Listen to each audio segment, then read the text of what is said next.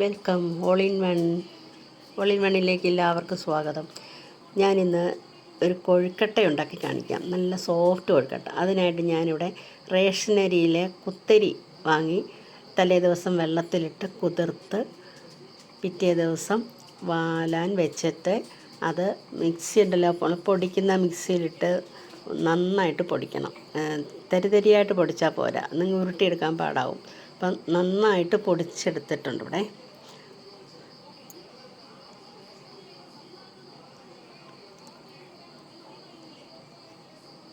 അപ്പോൾ അത് മുഴുവനും പൊടിച്ചെടുത്തിട്ട് കുറച്ച് കൂടുതൽ അരി ഉണ്ടായിരുന്നു. അപ്പോൾ അത് നന്നായിട്ട് പൊടിച്ചെടുത്തു. ഇനിയും ഇതിലേക്ക് ഇവിടെ പാകത്തിന് ഉപ്പിട്ട് കൊടുക്കാം നമുക്ക്.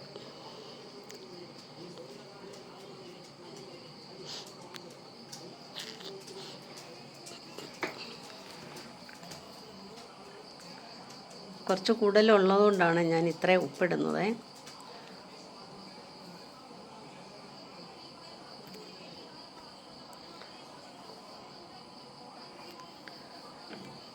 ഇതിലേക്ക് ഞാൻ ഒരു തേങ്ങ മുഴുവനും ഉണ്ട്, ഒരു മുറിയല്ല, ഒരു തേങ്ങ മുഴുവനും ആണ്. പച്ചത്തേങ്ങ നന്നായിട്ട് ചുരണ്ടിയെടുത്ത് ഇനി ഇതിലേക്ക് ഇട്ട് കൊടുക്കണം. ഒരു തേങ്ങ മുഴുവൻ ഇട്ട് കൊടുത്തെങ്കിലേ അതിൻ്റെ സ്വാദുണ്ടാവുകയുള്ളൂ. തേങ്ങാപ്പാലൊക്കെ പച്ചത്തേങ്ങയാകുമ്പം നന്നായിട്ട് അരിപ്പൊടി ഈ പൊടിച്ച അരിക്കകത്തിട്ട് നന്നായിട്ട് ഞെരടി വേണം അത് കുഴച്ചെടുക്കാൻ.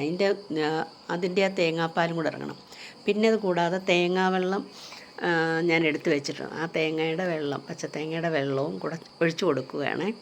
അപ്പോൾ അത് ഒഴിച്ച് കൊടുത്താൽ ഒരു പ്രത്യേക ടേസ്റ്റായിരിക്കും. പിന്നെ കൊഴുക്കട്ടയ്ക്ക് നല്ല സോഫ്റ്റ് കൊഴുക്കട്ടയായിരിക്കും, നല്ല ടേസ്റ്റ് ഉണ്ടാവും. ഒക്കെ ചെറിയൊരു ഊറിയ മധുരവും ഉപ്പും ഒക്കെ ഉണ്ടാവും. അപ്പോൾ അങ്ങനെ അത് ഒഴിച്ചു കൊടുത്തു. ഇനി ഇത് നന്നായിട്ട് കുഴക്കണം. അതിന് മുന്നെയാണ് നമുക്ക് ഇച്ചിരി ഇപ്പം ഈ ജീരകത്തിൻ്റെ പൊടി ശകലം ഇരിപ്പുണ്ടായിരുന്നു. അപ്പോൾ അതങ്ങ് ചേർത്ത് കൊടുക്കാമെന്ന് വെച്ചപ്പോൾ പിന്നെ തികയത്തില്ല.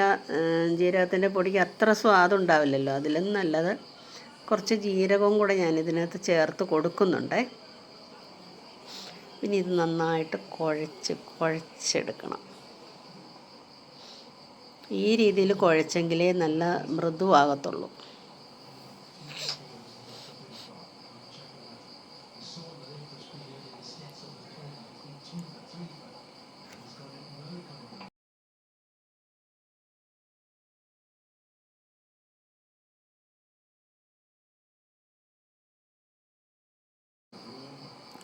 ഇനി ഇതിലേക്ക് തേങ്ങാവെള്ളം ഒഴിച്ച് കുഴച്ച്, പക്ഷെങ്കിൽ അത് ഉരുട്ടിയെടുക്കാൻ പാകത്തിനുള്ള വെള്ളം ഇല്ലായിരുന്നു, തേങ്ങാവെള്ളം. അപ്പം ഞാനിതിലേക്ക് കുറച്ച് വെള്ളം കൂടെ കൊണ്ടുവന്ന് ചേർത്ത് കൊടുത്ത് അപ്പം അങ്ങനെ കുഴച്ചെടുത്താൽ മതി. അത് ചൂടുവെള്ളം ഒന്നും വേണമെന്നില്ല, നല്ല പച്ചവെള്ളം ആയാലും മതി. ചൂടുവെള്ളം ആകുമ്പോൾ നമുക്കിങ്ങനെ കുഴച്ചെടുക്കാൻ പറ്റുമല്ലോ കൈകൊണ്ട്. അതുകൊണ്ട് ഞാനിത് പച്ചവെള്ളത്തിലാണ് കുഴയ്ക്കുന്നത്. ഒരുവിധം നല്ലപോലെ ഉണ്ടായിരുന്നു തേങ്ങാവെള്ളം, എന്നാലും ഇച്ചിരി പച്ചവെള്ളം കൂടെ ചേർത്ത് ഇതുപോലെ ഒന്ന് കുഴച്ച് പരുവത്തിനാക്കി എടുക്കണം.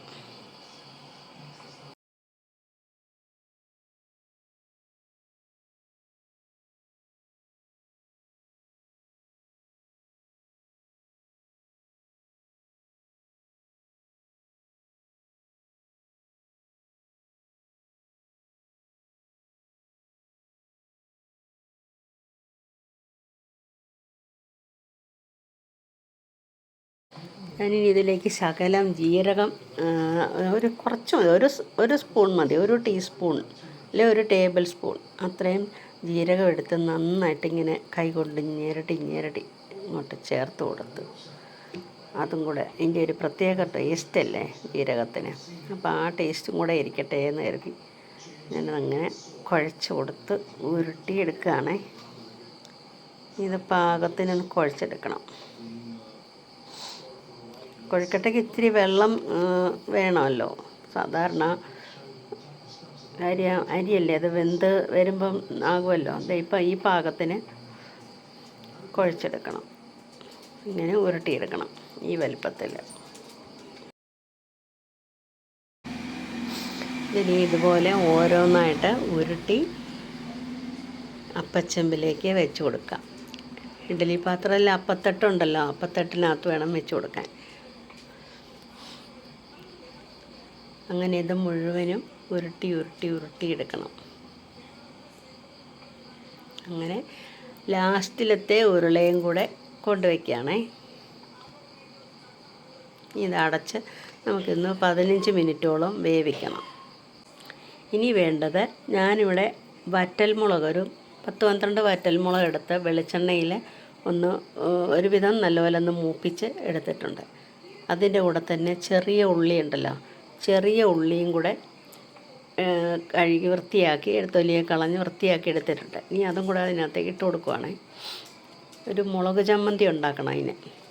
അപ്പോൾ അതിലേക്ക് പാകത്തിന് 1 സ്പൂൺ ഉപ്പോളം, 1 സ്പൂണൊക്കെ മതി. കാര്യം കൊഴുക്കട്ടയ്ക്കും ഉണ്ടല്ലോ ഉപ്പ്, ഒത്തിരി ഉപ്പില്ല, പാകത്തിന്. അപ്പോൾ ഇത് മതിയാകും ഉപ്പ്. അപ്പോൾ അതിട്ട് കൊടുത്ത് നന്നായിട്ടൊന്ന് പൊടിച്ചെടുത്തൊന്ന്, തീരെ അങ്ങ് നെയ്യ് പോലെ അരയരുത്, ഇങ്ങനെയാകാവൂ.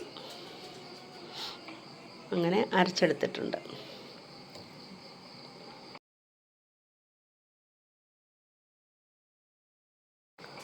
ഇനി ഇതിലേക്ക് പാകത്തിന് കുറച്ച് വെളിച്ചെണ്ണ മതി. കാര്യം വറുത്ത വെളിച്ചെണ്ണ ഞാൻ ഇതിലേക്ക് ഒഴിച്ചായിരുന്നു, വറുത്ത് വെച്ചത്. ബാക്കിയും കൂടെ കുറച്ച് പച്ച വെളിച്ചെണ്ണയും കൂടെ ഒഴിച്ച് കൊടുത്ത് ഒന്ന് ചെറുതായിട്ടൊന്ന് കുഴച്ച് എടുക്കണം.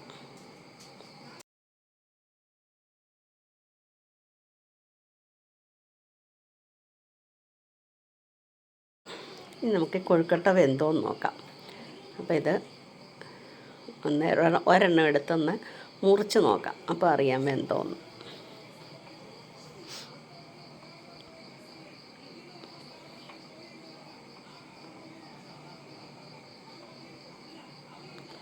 ആഹാ, എല്ലാം നന്നായിട്ട് വെന്ത് വന്നിട്ടുണ്ട്. കണ്ടോ, നല്ല സോഫ്റ്റായിട്ടായിരിക്കുന്നത്.